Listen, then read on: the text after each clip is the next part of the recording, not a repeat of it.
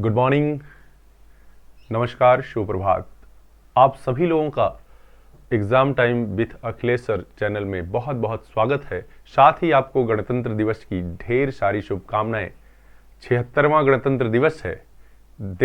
पूरा देश गणतंत्र दिवस को हर्ष और उल्लास के साथ मना रहा है, उसमें हम आप भी शामिल हैं। लेकिन मेरा मन हुआ कि आपसे बात कर ली जाए, क्योंकि आपके एग्ज़ाम की डेट में फिर से बदलाव हुआ है। तो जाहिर सी बात है, कुछ लोगों को तो खराब लगा होगा कि उनकी तैयारी पूरी थी, लेकिन सरकार या यूपी शिक्षा सेवा चयन आयोग प्रयागराज फिर से डेट को बदल लिया। तो देखिए, चूंकि प्रयागराज में महाकुंभ लगा हुआ है और महाकुंभ में सारे लोग अपने कर्मों का हिसाब किताब कर रहे हैं, मतलब अपना स्नान करके, पूजा ध्यान करके आत्मा और परमात्मा में जो एक व्यवस्था है लीन होने की, उसको सोच रहे हैं। लेकिन हम जो विद्यार्थी हैं, हम जो कॉम्पिटिटर हैं, हमारे लिए कोई भी स्नान वही है जब हम किसी शिक्षा रूपी महासागर में, किसी परीक्षा रूपी महासागर में गोता लगाकर अपनी सफलता को उसमें से अर्जित कर ले जाएं। तो ये उसी तरह से आप समझिए कि आपको एक बार फिर से 2 महीने का समय मिल गया है। ठीक है, 2 महीने का समय मिल गया है। तो मेरा मन हुआ कि आपसे बातचीत कर लिया जाए, ताकि आप निराश भी ना हो और थोड़ा सा एग्जाम के पैटर्न को समझते हुए कुछ ऐसा करें ताकि आपका एग्जाम बेहतर हो जाए, बहुत अच्छा हो जाए और आप एक पद सुनिश्चित कर सकें। अब आपको लग रहा होगा कि मैं कैसे बताऊंगा। देखिएगा, चूंकि आप बोर्ड पे जब देख रहे होंगे असिस्टेंट प्रोफेसर, मैंने एक वीडियो या 2 वीडियो बनाई थी, लेकिन समय कम था, इसलिए मेरे पास टाइम बहुत नहीं था। क्योंकि ऑलरेडी मैंने आपको बताया कि मैं सेलेक्ट हुआ हूं, लेकिन मैंने नीचे से सीढ़ियां तय की हैं।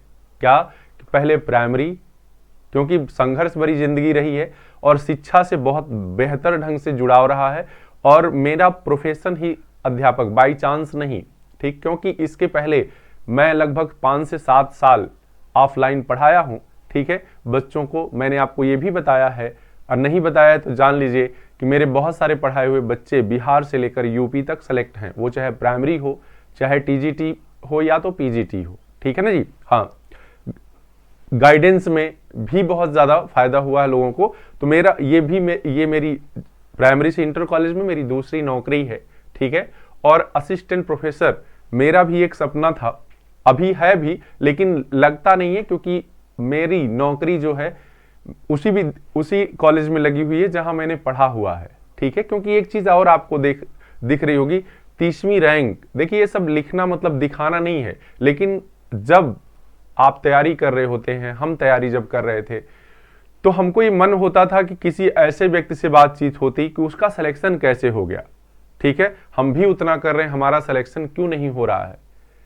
तो हम भी सिलेक्शन के पहले इसी तरह के जद्दोजहद में थे कि भाई हमारे पास भी किताबें हैं, हम भी टाइम दे रहे हैं, हमारा कैसे नहीं सिलेक्शन हो रहा है, वहीं अन्य लोगों का सिलेक्शन हो जा रहा है। तो एक उम्मीद भी रहती थी कि जब इनका सिलेक्शन होता है तो मेरा भी होगा। लेकिन वो तरीका कैसे वो तरीका कौन सा है जिससे नंबर अधिक से अधिक अर्जित करके अपना एक स्थान सुनिश्चित किया जाए। तो ढूंढते ढूंढते ही लेकिन मिला। ठीक, तो उसी पे मैं बातचीत आपसे करना चाहता हूं। देखिएगा, एक चीज और आपको मिलेगी, इकोनॉमिक्स और ज्योग्राफी बोथ सब्जेक्ट में नेट जेआरएफ।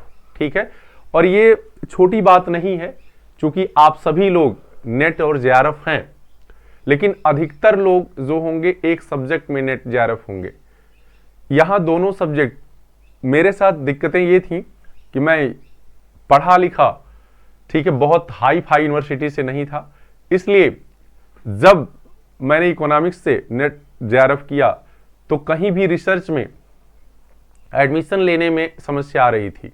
ठीक है, मैंने बीएचयू में भी दिया, काशी विद्यापीठ में भी दिया वाइबा, इलाहाबाद यूनिवर्सिटी में भी दिया। ठीक है, इलाहाबाद यूनिवर्सिटी में आप जानिए, मैं वाइबा दिया तो मुझे पता ही नहीं था कि सिनॉप्सिस क्या होती है और उसका सबमिशन क्या होता है, नहीं पता था। और जब मैं मात्र 2 जेआरएफ थे, 10 या 15 सीटें रही, मात्र 2 जेआरएफ थे, और जब मेरा नाम वहां नहीं आया तो मैं बात किया तो कहें कि बच्चे आप सिनॉप्सिस जमा किए थे? मैंने कहा नहीं सर, ये क्या होता है? तो कहें कहां से पढ़े हुए हैं? मैंने कहा पूर्वांचल से। ठीक है, तो उन्होंने कहा सिनॉप्सिस जमा करनी पड़ती है। मैंने कहा सर ये एक वाइबा देने दीजिए मुझे, मैं भी चाहता हूं कि इलाहाबाद यूनिवर्सिटी में मैं एक वाइबा दूं। तो मनमोहन कृष्णा सर थे, उन्होंने कहा कि अच्छा ठीक है, मैं बात करके बताता हूं। फिर वो बात थोड़ी देर बाद आए तो कहे कि देखिए आपको वाइबा इसलिए नहीं देने दिया जाएगा, इंटरव्यू इसलिए नहीं देना दिया जाएगा, क्यों? क्योंकि आप फिर हो सकता है आरटीआई डाल दें कि हमारा हुआ क्यों नहीं। ठीक है, और 2 ही बच्चे हैं जेआरएफ के, तो होना लाजमी हो जाएगा, लेकिन पहले आप अगली बार आइएगा तो सिनॉप्सिस जमा करके आइएगा। और दूसरी बार जब मैं जमा किया तो मेरे पैर में कल वाइबा है और आज ही मेरा बहुत जबरदस्त एक्सीडेंट हो गया। ठीक है, तो मैं दे नहीं पाया। तो ये सब दिक्कतें आती रहती हैं। इसके बाद काशी विद्यापीठ में मेरा हुआ, पूर्वांचल यूनिवर्सिटी में हुआ। सबसे पहले एडमिशन पूर्वांचल में हुआ, इसलिए मैंने पूर्वांचल में ले लिया। रिसर्च मेरा चल रहा था जेआरएफ के थ्रू, उसके बीच प्राइमरी भी जॉब लग गई, फिर इंटर कॉलेज में लग गई। तो स्कॉलरशिप तो बंद हो गई, लेकिन जेआरएफ के थ्रू जो पीएचडी है वो अवार्ड होने वाली है। ये सब मैं इसलिए बता रहा हूं, क्यों? क्योंकि आपका मन हो रहा होगा कि ये जो सामने देखने में तो लग रहा है हम कक्ष ही है, मतलब हमें हमारे जैसा ही उम्र का व्यक्ति है, तो जाहिर सी बात आप सभी लोग, ठीक है, हमारे जितने उम्र के होंगे, कुछ थोड़ा सा कम होंगे, कुछ हमसे ज्यादा भी होंगे, क्योंकि इतनी पढ़ाई करने के बाद हम सभी लोग मानसिक लेवल से एक ही हो जाते हैं, उम्र का कोई मतलब नहीं होता है। बस दिक्कत जो है वो सिलेक्शन की बात है। ये नहीं कि हम सेलेक्ट हो गए तो हम आपसे बहुत बड़े 30 मार्क हो गए। बस इतनी सी बात आपको करनी है कि तैयारी और सिलेक्शन में कितना अंतर रह जाता है, क्या कमियां हैं। ठीक है, कि एक विद्यार्थी जो यहां तक पढ़ाई कर लेने के बाद, जाहिर सी बात है अगर आप नेट और जेआरएफ हैं तभी तो इस परीक्षा के योग हैं।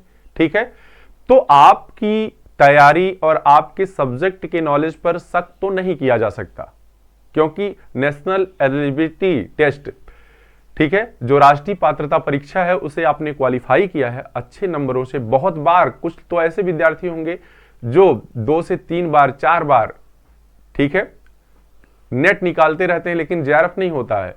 तो वो लोग जब हमसे मिलते हैं तो हम कहते हैं भाई देखिए फर्स्ट पेपर पर फोकस करिए, क्योंकि आपके सब्जेक्ट में आप ही जैसे बहुत सारे महारथी हैं। ठीक, तब क्या करना, जो आपका फर्स्ट पेपर 50 नंबर का आता है, मैं नेट की बात अभी कर रहा हूं, उसमें आप थोड़ा सा फोकस कर जाएंगे तो आपका जेआरएफ हो जाएगा। उसी तरह से ये देखिए, तो फिर मेरी बात वहीं कट गई। तो फिर मैंने इकोनॉमिक्स को छोड़कर क्या किया, जब नहीं हो रहा था तो मैं फिर ज्योग्राफी से पीजी किया, और ज्योग्राफी मेरा पसंदीदा सब्जेक्ट था। चूंकि उस समय बाहर जाने का सिस्टम नहीं हो पाया मुझसे, मैंने इकोनॉमिक्स से कर लिया। अब तो दोनों सब्जेक्ट मेरे बहुत अच्छे हो गए हैं। ठीक है, तो मैं पहले ही साल में उससे नेट निकाल दिया। ठीक है, तो कहने का मतलब यह है कि दोनों सब्जेक्ट में नेट जेआरएफ है, तो आपसे बात करने लायक हूं मैं। ठीक है, और सेलेक्ट हूं तो आपसे एग्जाम करने, परीक्षा पे बात करने लायक हूं। देखिए ये जो असिस्टेंट प्रोफेसर की वैकेंसी है, इसमें आप एकदम जान रहे हैं कि 30 नंबर आपका जो 100 क्वेश्चन आते हैं, उसमें 30 प्रश्न जो हैं वो आपके सामान्य अध्ययन के होते हैं। बात यही गड़बड़ाती है। ठीक है, अपने सब्जेक्ट में फिर सभी लोग महारथी हैं। ठीक है, और जो लोग ये सामान्य अध्ययन के पेपर को कमतर समझ लेते हैं, उन्हीं का सिलेक्शन बार बार रुक जाता है। ठीक है, तो आइए उसी पे बात करने के लिए मैं आपसे आया हूं कि आप फर्स्ट पेपर में अधिक नंबर कैसे पाएं। ठीक है, फर्स्ट पेपर में अधिक नंबर कैसे पाएं, तो देखिएगा, फर्स्ट पेपर में अधिक नंबर पाने के लिए सबसे पहले आपको यह जानना चाहिए कि फर्स्ट पेपर का सिलेबस आपके क्या है। ठीक है, मैंने इस पे वर्क करके एक आपके लायक बना लिया हूं क्या पेज, जिससे आप बेहतर ढंग से समझ पाए। देखिएगा,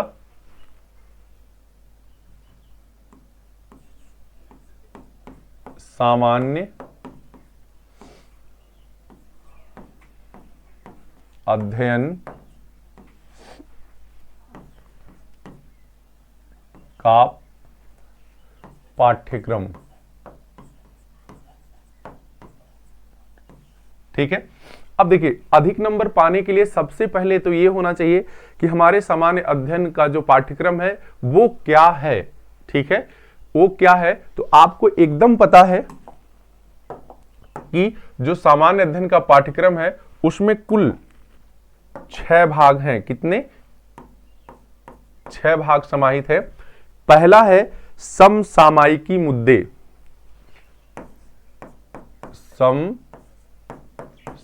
समसामयिक लिखिएगा, समसामयिक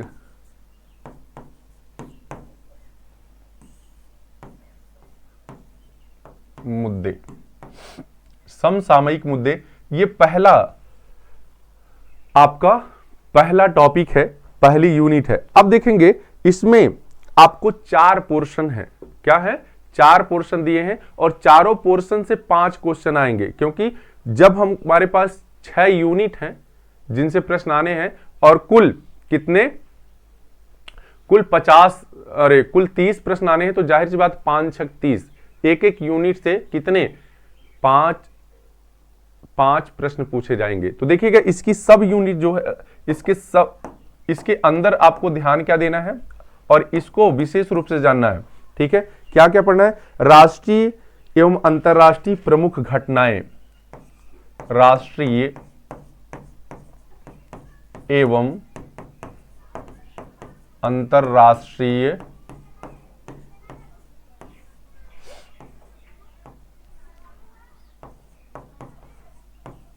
प्रमुख घटनाएं। क्लियर? घटनाएं या मुद्दे कर लीजिए।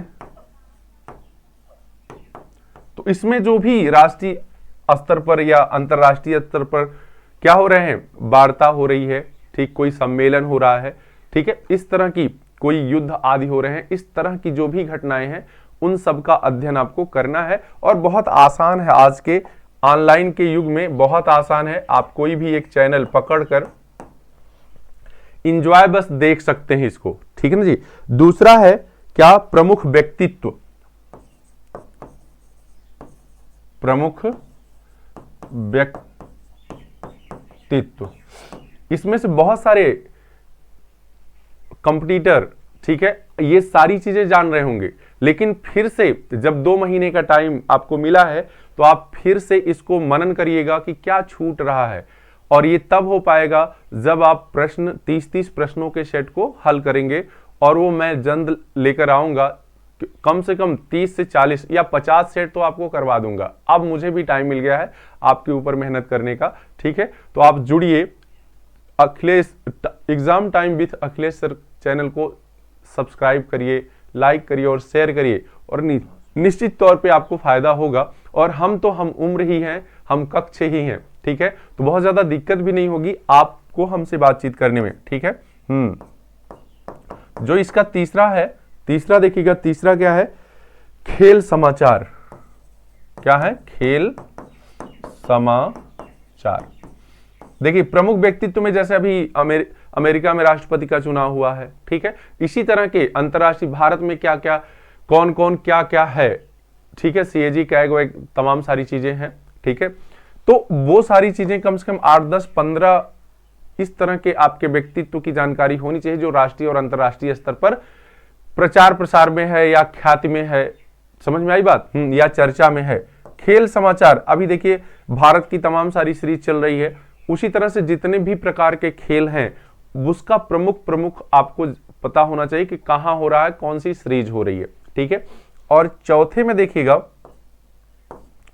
चौथे में एक और है कि विज्ञान के क्षेत्र में नवीन शोध। विज्ञान के क्षेत्र में नवीन शोध।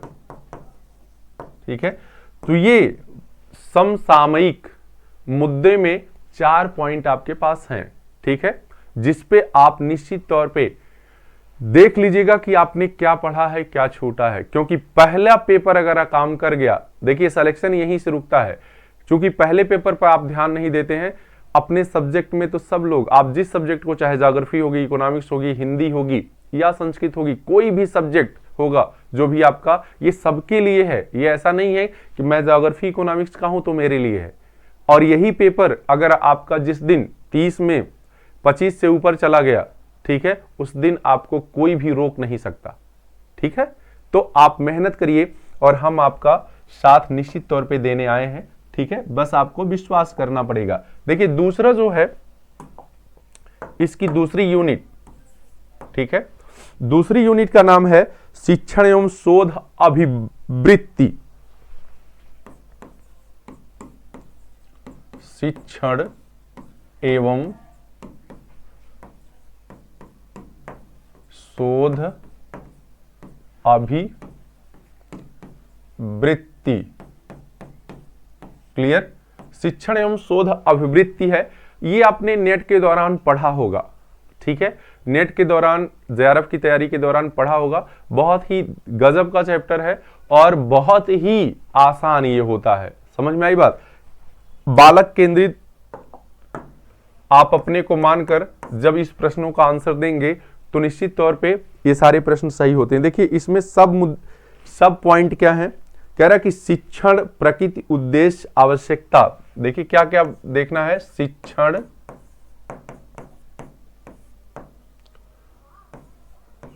उद्देश्य, इसके अंतर्गत देखना क्या, उद्देश्य, प्रकृति, शिक्षण, उद्देश्य, प्रकृति, आवश्यकता, विधियां,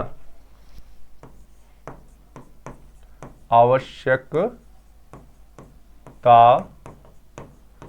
विधियां। ठीक है, विधियां,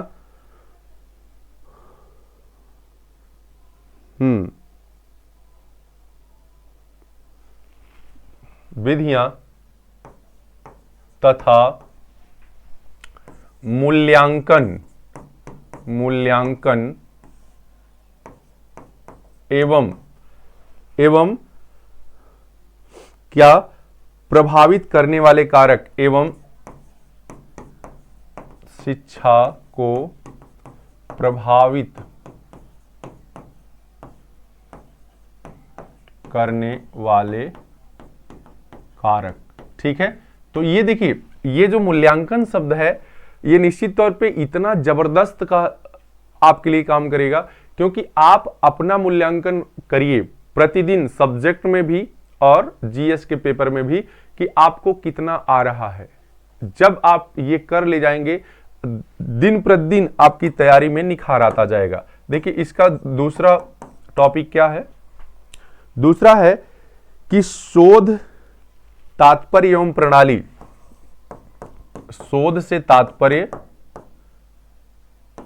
शोध का क्या तात्पर्य है, ठीक है, एवं क्या करना है, प्रणाली, कि शोध करते समय क्या क्रम क्या होता है। ठीक है, जैसे आप आंकड़ों का चयन करते हैं, आंकड़ों का विश्लेषण करते हैं, ये क्रम क्या है, ये सारी चीजें आपको बता दी जाएंगी और आप इसको जानते भी होंगे। बस केवल ध्यान देना, क्योंकि बहुत सारी चीजें हम जानते तो हैं, लेकिन अगर उसका रिवीजन हम नहीं करते हैं तो एग्जाम हॉल में कंफ्यूज होने लगते हैं। ठीक है, क्या कंफ्यूज, तो बार बार मेहनत करनी है और 1000 बार मेहनत करनी है। ठीक है, आगे देखिएगा, अगला है इसमें क्या, कि आंकड़ा, स्रोत, संकलन एवं विश्लेषण।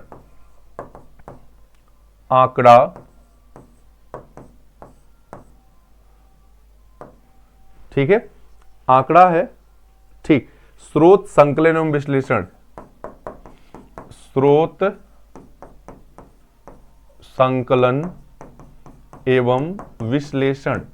ठीक है, और बहुत सारे हमारे भाई जो है पीएचडी कर रहे होंगे, ठीक है, शोध कार्य कर रहे होंगे, तो उनके लिए तो ये पेपर बहुत आसान हो जाता है, क्योंकि वो उनका वर्क है। ठीक है, और जब कोई चीज हम प्रैक्टिकल भी करते हैं तो चीजें बड़ी आसान हो जाती हैं। थियरी तो हो सकता है ना समझ में आए, लेकिन जब प्रैक्टिकल उसी चीज का करने लगते हैं तो आप देखिए कोई प्राथमिक आंकड़ा क्या होता है, द्वितीयक आंकड़ा क्या होता है, ठीक है, प्रश्नावली क्या होती है, ये सारी चीजें जब आप करते हैं तो बिल्कुल आ जाता है, कोई समस्या नहीं होती है। जब तक हम कोई चीज करते नहीं है तब तक नहीं वो आती है। ठीक है, इसमें अगला क्या है कि भारतीय उच्च शिक्षा के गुणात्मक विकास में, भारतीय उच्च शिक्षा के गुणात्मक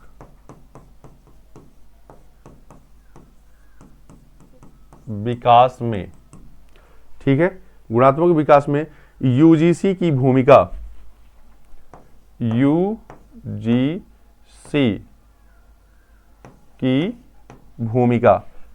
पता नहीं सरकारें क्या सोचती हैं। अभी देखिए कैसी कैसी न्यूज आ रही है कि बिना नेट और जेआरएफ, बिना पीएचडी, बिना सब्जेक्ट के ही अनुभव के आधार पर असिस्टेंट प्रोफेसर बना दिया जाएगा। तो इस तरह की जब भ्रामक चीजें निकल कर आती हैं, इसका परिणाम आगे चलकर बेकार होने वाला है, क्योंकि जिसको सब्जेक्ट की जानकारी नहीं रहेगी और उस क्षेत्र में गुणवत्ता के आधार पर जिसको असिस्टेंट प्रोफेसर या प्रोफेसर बना दिया जाएगा, तो आप सोचिए कि क्या होगा। फिर एकदम सत्यानाश होने के कगार पर सारी चीजें हैं। फिलहाल हम कर क्या सकते हैं, ठीक है। आगे देखिएगा, अगला जो आपका है वो है सूचना एवं संचार प्रौद्योगिकी, तीसरा।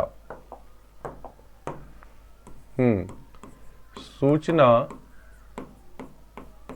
एवं संचार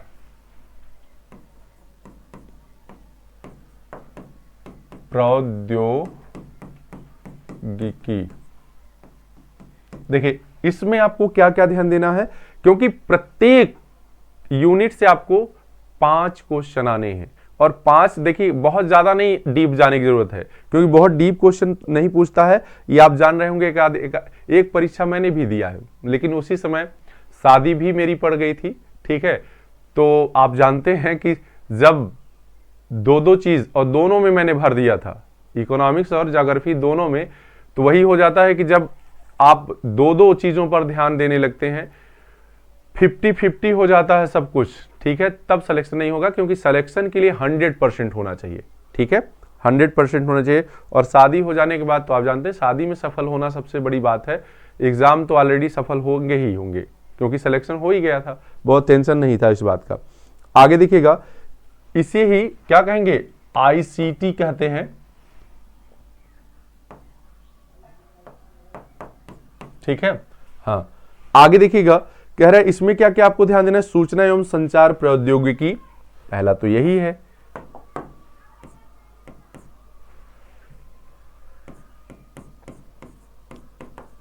सूचना एवं संचार प्रौद्योगिकी, ठीक है।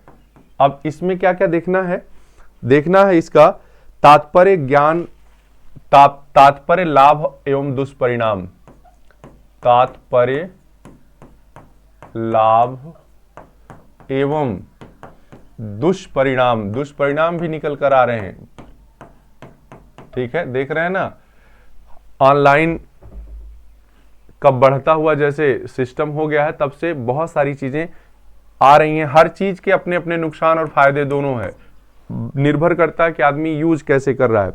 आगे है क्या कि इंटरनेट एवं ईमेल का आधारभूत ज्ञान, इंटरनेट एवं ईमेल का आधारभूत ज्ञान, क्लियर। हाँ, क्योंकि इसके बिना आज का जीवन तो संभव ही नहीं है। अगर आप रिसर्च वगैरह कर रहे हैं तो आप जान लीजिए कि ये अगर आपको नहीं पता तो बहुत ज्यादा पैसा भी लग जाएगा और बहुत मजा भी नहीं आएगा, ठीक है ना जी। हाँ, अगला देख लीजिएगा, अगला क्या है, सूचना एवं संचार संबंधी शब्द, सूचना एवं संचार संबंधी क्या शब्द, मतलब कंप्यूटर में बहुत सारे ऐसे शब्द प्रयोग होते हैं जिसका अर्थ आपको जानना है। संक्षेपण एवं शब्दावली, संक्षेपण एवं शब्दावली, ठीक है, शब्दावली, क्लियर। तो आप जान लीजिएगा कि इस तरह की कोई किताब मार्केट में आ रही होगी घटना चक्र वगैरह की, जिसमें दिया होगा सब, उसको एक बार पढ़ना है। और ज्यादा से ज्यादा चीजें आप तो ऑनलाइन उपस्थित हैं, ठीक है। हाँ, पढ़ सकते हैं, ठीक है। तो ये हो गया आपका तीसरा पॉइंट। अभी 3 पर चर्चा करनी, थोड़ा सा तेज करते हैं। चौथा देखिए, चौथा क्या है, चौथा आपका है कि मानव एवं पर्यावरण, मानव एवं पर्यावरण। ठीक है, ये बहुत आसान टॉपिक है क्योंकि पर्यावरण तो हर जगह छाया हुआ है, आप जान ही रहे हैं। ठीक है, कह रहा है कि मानव एवं पर्यावरण का अंतः संबंध, इसमें सब टॉपिक क्या है कि मानव एवं पर्यावरण का अंतः संबंध। ठीक है, इसकी जानकारी आपको करनी है। फिर इसके दूसरे सब टॉपिक में आपको क्या है, देख लीजिए, पर्यावरणीय क्षरण कारण एवं निवारण, पर्यावरणीय क्षरण कारण एवं निवारण। ठीक है, और तीसरा देख लीजिएगा, तीसरा क्या है, तीसरा है पर्यावरणीय संरक्षण हेतु राष्ट्रीय एवं अंतर्राष्ट्रीय प्रयास, पर्यावरणीय संरक्षण हेतु राष्ट्रीय एवं अंतर्राष्ट्रीय प्रयास। ठीक है, इस स्तर पर अगर राष्ट्र में कोई काम हो रहा है, बहुत सारे काम हैं, ठीक है, सब पे आप सोचिए, इसमें ऐसे भी प्रश्न पूछे जाते हैं बड़े आसान टाइप के कि पर्यावरण दिवस कब मनाया जाता है। समझ में आई बात? तो जितने भी दिवस हैं पर्यावरण से संबंधित, उस पे भी आप चर्चा कर लेंगे, इससे क्वेश्चन बन जाता है। अगला है जो आपका नेक्स्ट, वो है भारतीय इतिहास एवं भूगोल।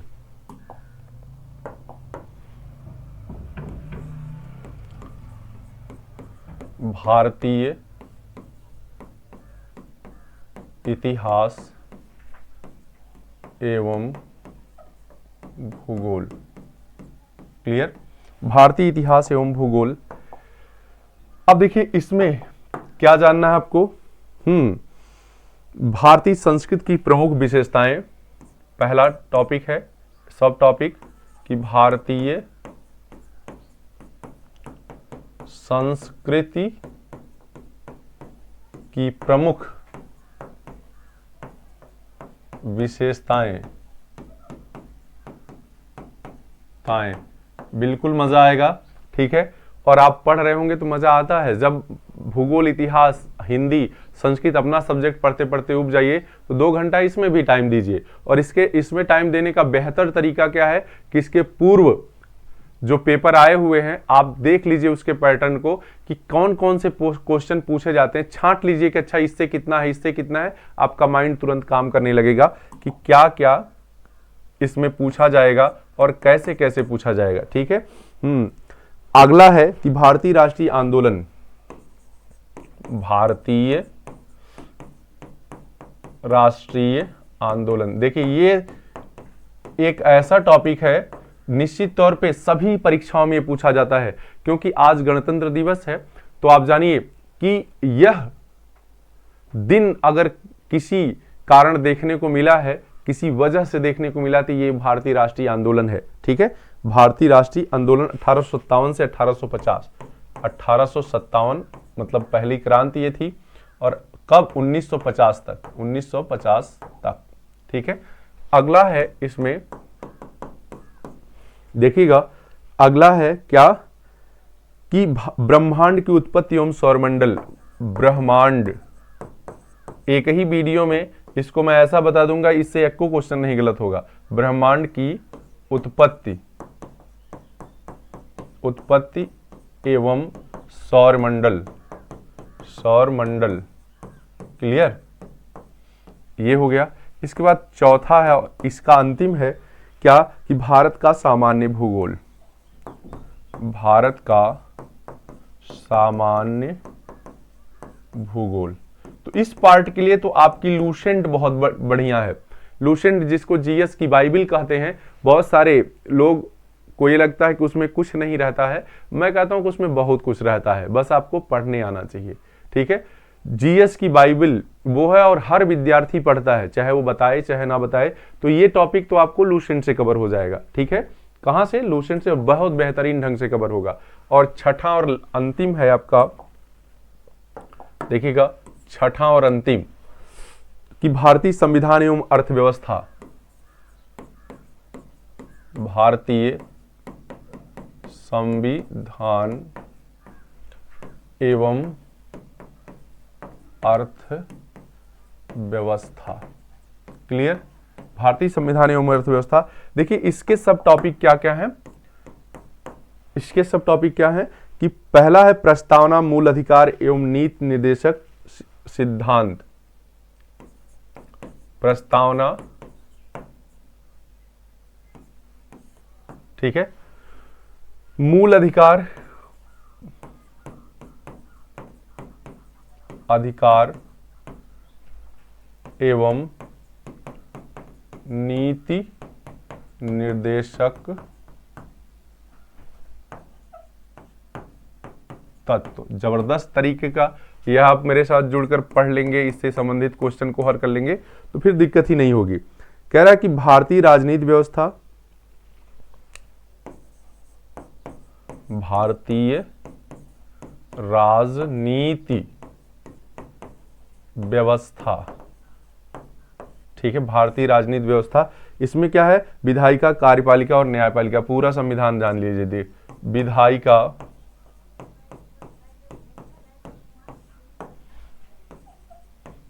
कार्यपालिका एवं न्यायपालिका, एवं न्यायपालिका, ठीक है। अब आप जान लीजिएगा कि इस पे केवल चर्चा आपको करनी है। जब 4-6 लोग बैठ के पढ़ रहे हो तो क्या करना है? इस पे चर्चा कर लेनी है, ठीक है। विधायिका क्या है, कार्यपालिका क्या है, न्यायपालिका क्या है, राष्ट्रपति क्या होता है, मुख्य न्यायाधीश क्या होता है, ठीक है, विधायक क्या होता है, मुख्यमंत्री क्या होता है, कितनी सीटें हैं, अपने आप क्लियर हो जाता है। बहुत ज्यादा घबराने की बात नहीं होती है। लेकिन जब आप चर्चा नहीं करेंगे तो नहीं याद होगा। क्लियर? हाँ। और राजनीति को बिल्कुल जानना चाहिए, क्योंकि राजनीति ही भारत का भविष्य तय कर रही है और आपका भी भविष्य तय कर रही है। देखना ही ना कि इलेक्शन के लिए क्या बन गया है, चुनाव के लिए आचार संहिता होती है कि मुश्किल से 1.5 से 2 महीने में रिजल्ट तक पहुंच जाते हैं और आपका एग्जाम 1 साल 2 साल 3 साल रुक जाता है। तो क्यों ना परीक्षा नीति भी होनी चाहिए, परीक्षा नीति भी होनी चाहिए कि फॉर्म निकलने से 6 महीने के अंदर सारी चीजें खत्म होनी चाहिए। आप इस पे क्या राय है आपकी, बताइएगा, क्योंकि आप प्रबुद्ध जनों में से हैं। आपने हायर की योग्यता रखी है, मतलब क्या है कि इससे ऊपर कुछ भी नहीं है, ठीक है। कहने को जो कुछ भी होता रहे, लेकिन आप जहां इस समय है, सिलेक्शन अलग बात है, ठीक है। आप में यो योग्यता है, केवल अपने आप को पहचानिए और एक पद अब की बार सुनिश्चित करिए, ठीक है। अगला है कि निर्वाचन आयोग एवं लोक सेवा आयोग, निर्वाचन आयोग एवं लोक सेवा आयोग, ठीक है। तो आपको पता है निर्वाचन आयोग की बात अगर करूं तो कल राष्ट्रीय मतदाता दिवस था। 25 जनवरी 1950 को ही निर्वाचन आयोग की स्थापना हुई थी, ठीक है। इसीलिए 25 जनवरी को 2011 से क्या राष्ट्रीय मतदाता दिवस के रूप में मनाया जाता है, क्योंकि मतदाता जागरूक नहीं होगा तो फिर भारत का भविष्य ऐसे ही गर्त में जाता रहेगा, ठीक है। आगे है क्या कि जनसंख्या, गरीबी, बेरोजगारी, जनसंख्या, गरीबी, बेरोजगारी, ठीक है, गरीबी बेरोजगारी, योजना एवं विकास, आयकर योजना पढ़ना आपको, जो समाप्त हो चुका है, योजना आयोग नहीं है, ठीक है, योजना विकास एवं आयकर, ठीक है। ये इतनी चीजें आपको ध्यान देनी है। इसके बाद 5वां और लास्ट है, इसी में हम कर देते हैं।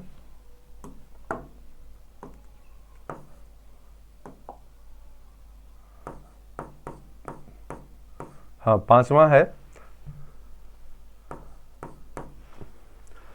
कृषि उद्योग व्यापार, कृषि उद्योग व्यापार, कृषि उद्योग व्यापार, धन मुद्रा बैंक एवं पूंजी बाजार, धन मुद्रा बैंक एवं पूंजी बाजार, पूंजी बाजार।